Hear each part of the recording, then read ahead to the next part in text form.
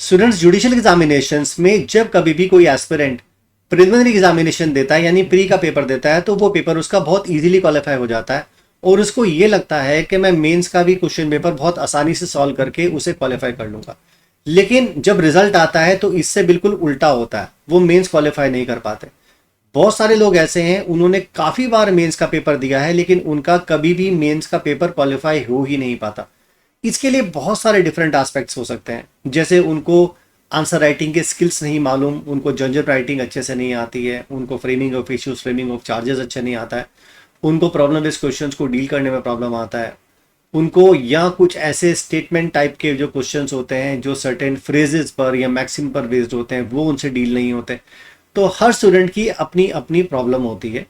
लेकिन कुछ लोग ऐसे भी होते हैं सिर्फ क्वेश्चंस को पढ़कर जाते हैं, उनको लगता है मैंने बहुत सारे क्वेश्चंस को ट्राई कर लिया, मैंने पढ़ लिया, लेकिन जब वो एग्जामिनेशन हॉल में उन आंसर्स को लिखने लगते हैं तो उनको रिकॉल नहीं होते।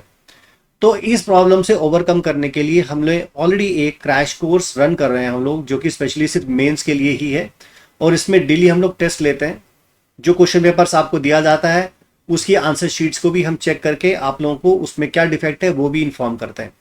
तो डेली ही उसमें टेस्ट होता है और हफ्ते में 5 क्लासरूम्स होती हैं। टोटल कोरिकुलम लगभग 4 महीने से 6 महीने का है। उस पीरियड में अलग अलग सब्जेक्ट्स के बेसिस पर हम उस कोर्स करिकुलम को कंप्लीट कर लेते हैं। तो चलिए आज के सेशन को स्टार्ट कर लेते हैं। मैं हूं राकेश कपूर और आप देख रहे हैं जुडिशियल कॉम्पिटिशन टाइम्स की वीडियो सेशंस। तो सीआरपीसी का क्वेश्चन नंबर 1 जो आज हम इस वीडियो सेशन में डिस्कस करने हैं वो ये है, can an accused who is released on bail be ordered to undergo a medical test. Meaning thereby कोई ऐसा एक्यूज, कोई ऐसा अभियुक्त जिसको ऑलरेडी बेल मिल चुकी है, वो बेल पर रिलीज हो चुका है, क्या कोर्ट उसे मेडिकल टेस्ट कराने के लिए ऑर्डर पास कर सकती है? तो यही सवाल जो है ये एचएचएस में पूछा गया है। और ऐसा नहीं है कि कोई क्वेश्चन एचएचएस में पूछा गया हो वो पीसीएस, जेएमएस, सिविल जज में नहीं पूछा जा सकता, पूछा जा सकता है। तो इस क्वेश्चन को आप कैसे डील करोगे और कैसे सॉल्व करोगे? सबसे पहले तो सीआरपीसी में वो प्रोविजंस को देखिए जो ये बताता हो कि किसी भी अक्यूज पर्सन का मेडिकल एग्जामिनेशन किन किन प्रोविजंस में हो सकता है। इस कॉन्टेक्स्ट में हमारे पास 3 डिफरेंट प्रोविजंस हैं, section number 53, 53A and section number 54। तीनों ही ये कहते हैं कि अगर किसी भी पर्सन को अरेस्ट कर लिया जाए तो उसका मेडिकल एग्जामिनेशन हो सकता है, लेकिन तीनों के पर्पसेस अलग अलग हैं। जैसे सेक्शन नंबर 53 को देखें तो वहां पर अगर कोई भी एक्यूज पर्सन को अगर अरेस्ट किया जाता है तो इन्वेस्टिगेटिंग ऑफिसर की रिक्वेस्ट पर उसका मेडिकल एग्जामिनेशन किसी मेडिकल ऑफिसर के द्वारा कराया जा सकता है। और मेन पर्पस होता है कि जो भी एविडेंसेस हैं उससे रिलेटेड, जैसे डीएनए सैंपल वगैरह लेना, उससे वो लिया जा सकता है। इसके अलावा सेक्शन नंबर 53A में वो पर्सन्स या वो एक्यूज जो कि पर्टिकुलरली रेप ऑफेंस के एक्यूज हैं उनका मेडिकल एग्जामिनेशन किया जाता है। पर्पस ये होता है कि कोई ऐसी एविडेंस मिले जिससे ये कनेक्ट हो सके या कोई ऐसा हमें कनेक्टिव एविडेंस मिले कि उसका रेप जैसे ऑफेंस में कोई कनेक्टिविटी इन्वॉल्वमेंट है या नहीं। तीसरा सेक्शन जो हमारे पास 54A है, 54 ये कहता है कि अगर किसी भी पर्सन को अरेस्ट किया गया है तो उसका भी मेडिकल एग्जामिनेशन कराया जा सकता है। अब 54 का पर्पस ये है कि अगर किसी पर्सन को अरेस्ट किया गया है तो हो सकता है उसको रिमांड पर भेज करें, पुलिस कस्टडी रिमांड में दें या अदरवाइज किसी में भी दें, तो हो सकता है उसके साथ पुलिस के साथ कोई एट्रोसिटी हो या कोई और रीजंस हो सकते हैं। तो जब कभी भी किसी पर्सन को अरेस्ट किया जाता है तो उसका मेडिकल एग्जामिनेशन कराना जरूरी होता है। तो ये 3 हमारे पास सेक्शंस दिए हैं, लेकिन ये तीनों सेक्शन में कहीं पर भी ये नहीं लिखा कि अगर अक्यूज पर्सन को बेल मिल जाए तो क्या उसके बाद उसका मेडिकल एग्जामिनेशन के लिए कोर्ट ऑर्डर पास कर सकती है। अब क्योंकि इस पर्टिकुलर पॉइंट पर हमारे ये सेक्शन साइलेंट है तो बिना साइटेशन के हम इस प्रॉब्लम को सॉल्व नहीं कर सकते। तो यही कुछ स्किल्स हैं जो आपको सीखने होते हैं।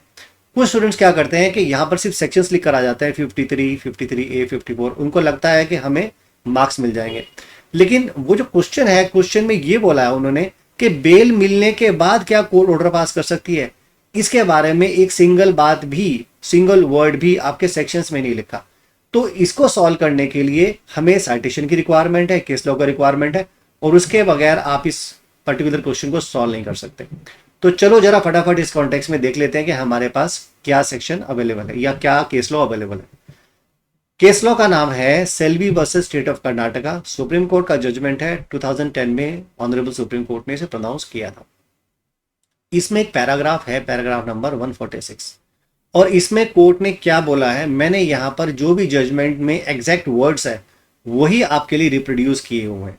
तो यहां पर कोर्ट ने कहा, इट हैज बीन हेल्ड और it has been clarified that it is within the power of a court to direct such a medical examination on its own. यानी कि यहां पर पैराग्राफ नंबर 146 में सुप्रीम कोर्ट ने paragraph number यानी section number 53 और 54 का reference लेते हुए ये बोला है कि इनका मेडिकल एग्जामिनेशन किया जा सकता है, कोर्ट के पास पावर होती है, कोर्ट खुद से भी इनका मेडिकल एग्जामिनेशन करा सकती है।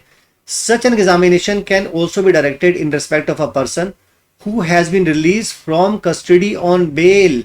यानी कि जिस पर्सन को बेल मिल चुकी है और वो बेल पर छोड़ दिया गया है, उसको रिलीज कर दिया गया है, ऐसे पर्सन के मेडिकल एग्जामिनेशन के लिए भी कोर्ट ऑर्डर पास कर सकती है। और आगे कोर्ट ने कहा, as well as a person who has been granted anticipatory bell.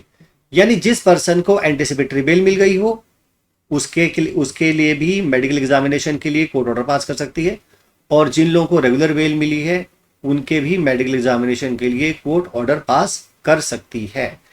तो ये हुआ अब आपका कंप्लीट आंसर।